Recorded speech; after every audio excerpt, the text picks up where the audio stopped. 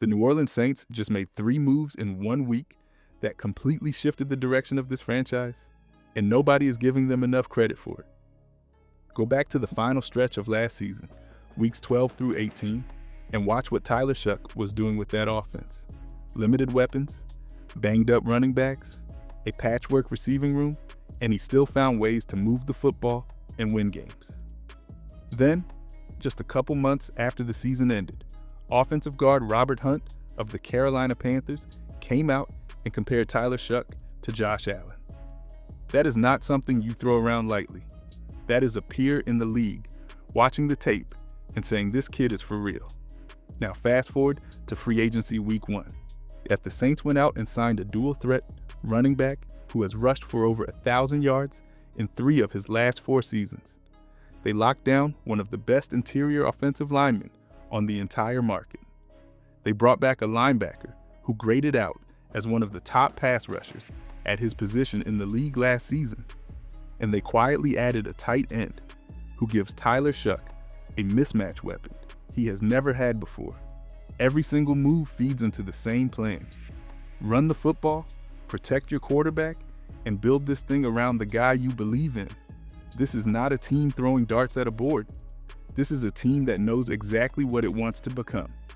But the part that makes this offseason truly fascinating is what happened on the other side of the ball. 2 franchise icons are no longer with this team. A move that shocked the entire fan base. And buried inside the draft process right now, there is a prospect that Tyler Shuck personally told the front office he wants on this roster. That story alone changes the way you look at pick number 8.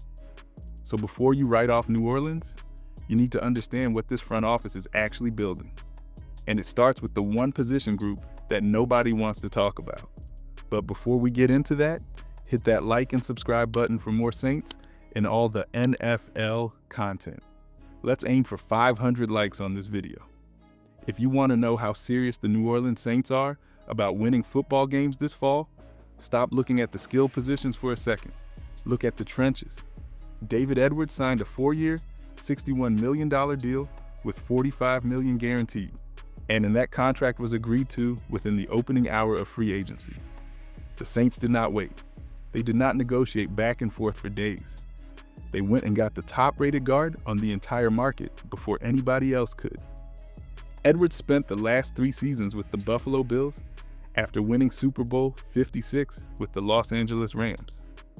103 regular season games, 76 starts, and a reputation as one of the most consistent interior linemen in football. Kellen Moore called him the ultimate pro at his introductory press conference. That tells you everything. Here is why this matters more than almost any other move the Saints made. New Orleans has been rotating short-term deals and shuffling bodies at left guard for years. There was no stability, no anchor on the interior. So when your guard play falls apart, your running game dies, and your quarterback gets hit. Tyler Shuck took too many shots last season because the protection broke down inside. That changes now.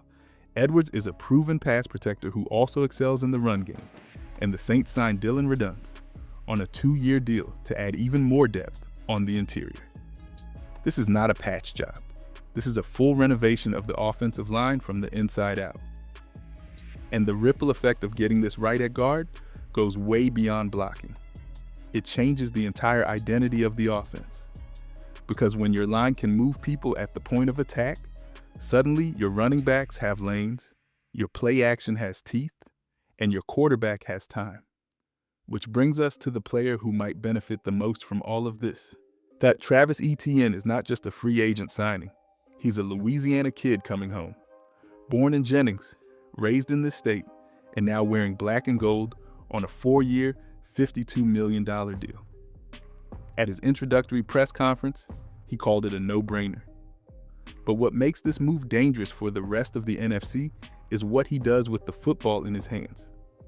In his bounce-back 2025 season with Jacksonville, Etienne rushed for 1,107 yards on 260 carries with 7 rushing touchdowns. He also set a career high with 6 receiving touchdowns. That second number is the one that should scare defensive coordinators. This is not a between the tackles grinder. This is a back who can hurt you on every single snap. The running back situation in New Orleans last season was a mess from a health standpoint.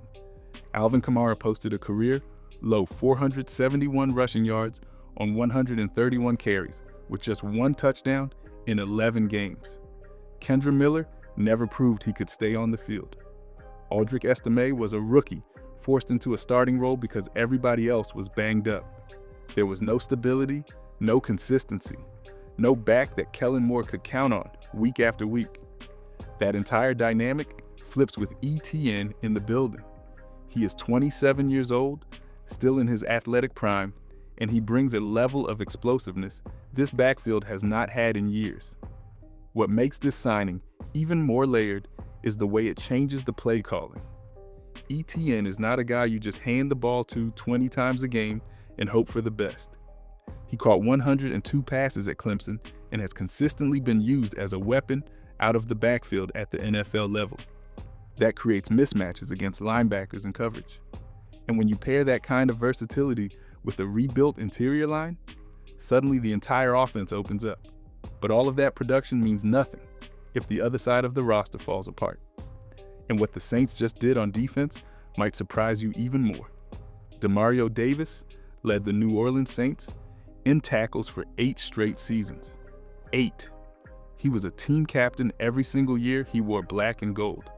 143 tackles last season at 37 years old. Still playing at an elite level. Still the emotional heartbeat of that locker room. And just like that, he signed a 2-year, $22 million deal with the New York Jets. Gone. Reunited with head coach Aaron Glenn, who coached alongside him in New Orleans and once called him one of the best leaders he has ever been around. That loss alone would be enough to rattle any fan base. But then you look at Cam Jordan, and as of right now, there is no deal, no extension, no return. The man who spent 15 years anchoring the Saints defensive line is heading into free agency for the first time in his career. And Alontae Taylor, one of the better young corners on this roster, also walked out the door. That is a lot of experience, a lot of leadership, and a lot of production, leaving one building in the span of a few days.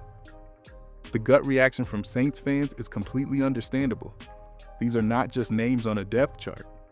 These are players who defined what it meant to play defense in New Orleans for the better part of a decade. But here is the uncomfortable truth the front office is operating under. This team was buried in salary cap issues left over from the final years of the Sean Payton era. Aging veterans on expensive deals were eating into the space needed to build around Tyler Shuck for the future. Something had to give. And this is where the conversation shifts. Letting go of franchise pillars is never easy, but the Saints did not just subtract and walk away. They had a plan to replace what they lost, and the guy they brought in might actually be a better fit for what this defense needs to become moving forward. Caden Ellis was a 7th-round pick by the New Orleans Saints back in 2019. He spent 4 years learning behind Demario Davis, barely getting on the field outside of special teams, until 2022, when he finally got his shot and recorded 7 sacks in 11 starts. Then he left for the Atlanta Falcons and became one of the most underrated defenders in the NFC South. 64 total pressures over the last 2 seasons, 15 more than any other off-ball linebacker in the league according to Next Gen Stats. 107 tackles, 10 tackles for loss, 3.5 sacks, an interception, and a forced fumble just last season alone. Now he is back in New Orleans on a 3-year, $33 million deal with $23 million guaranteed. And the timing could not be more perfect. What makes this signing so smart is not just the production, it is the fit. Ellis is 30 years old, 7 years younger than the man he is replacing. That he is a better pass rusher, a more dynamic coverage linebacker, and he already knows this building inside and out. He was developed here. He learned from the best. And now he returns to a defense coordinated by Brandon Staley, whose system thrives on versatile linebackers who can rush the passer and drop into coverage on the same series. Ellis checks every single box. The Saints also quietly added Noah Fant at tight end on a 2-year deal. Fant posted an 82.3% win rate as a run blocker last season, which feeds directly into the ground game identity this team is building. But even with all of these additions on both sides of the football, there is still one glaring question hanging over this roster: the wide receiver room. And the answer to that question might already be sitting inside the Saints draft board. Personally requested by the quarterback himself. Chris Bell stood at the podium during the NFL Combine in Indianapolis and said it out loud. Tyler Shuck has been telling the Saints front office about him since this process started. Not through back channels, not through agents. The quarterback himself picked up the phone and told the people making draft decisions that this is the guy he wants. Bell and Shuck were teammates at Louisville in 2024, where Bell hauled in 43 catches for 737 yards and 4 touchdowns with a ridiculous 17.1 yards per reception. Then in 2025, without Shuck under center, Bell still posted 72 catches for 917 yards and 6 touchdowns as an all-ACC performer. At 6'2", 220 pounds, and running a 4.440, he has the size, speed, and physicality to be a true number 2 receiver at the NFL level. The catch, and there is always a catch, is the torn ACL he suffered against SMU in late November. That injury knocked him off first-round boards and into day 2 territory. But the Saints already brought him in for an official top 30 visit, which means the medical staff got to evaluate his knee in person. His surgeon, Dan Cooper, the head team physician for the Dallas Cowboys, said Bell could potentially return by training camp in late July. If the Saints doctors sign off on that timeline, Bell at pick 42 in round 2 becomes one of the best value selections in the entire draft. Look at the current wide receiver room without him. Chris Olave is expected to sign a long-term extension as the number 1, and Devon Vele showed flashes in a 4-game stretch last season after being acquired from the Denver Broncos. But after that, it drops off fast. Ronnie Bell, Jalen Polk, Mason Tipton, Kevin Austin Jr. Depth pieces, not difference makers. This team needs a legitimate second option on the outside, and the front office has the draft capital to go get one without forcing a reach at pick number 8. Which brings us to the biggest question of this entire offseason. There is a player in this draft class who grew up a Saints fan, recorded a podcast with Tyler Shuck, and has been described by scouts as an extension of the defensive coordinator on the field. Caleb Downs out of Ohio State is not just a safety. He is the number 1 ranked defensive back in the entire 2026 class, and one of the most versatile defensive prospects to enter the draft in years. 6 career interceptions, 16 tackles for loss, and an 85+ PFF grade in each of the last 3 college seasons. NFL Network's Daniel Jeremiah ranked him the 8th best prospect overall. He can play deep as a free safety, slide into the box, or line up in the slot as a nickel defender.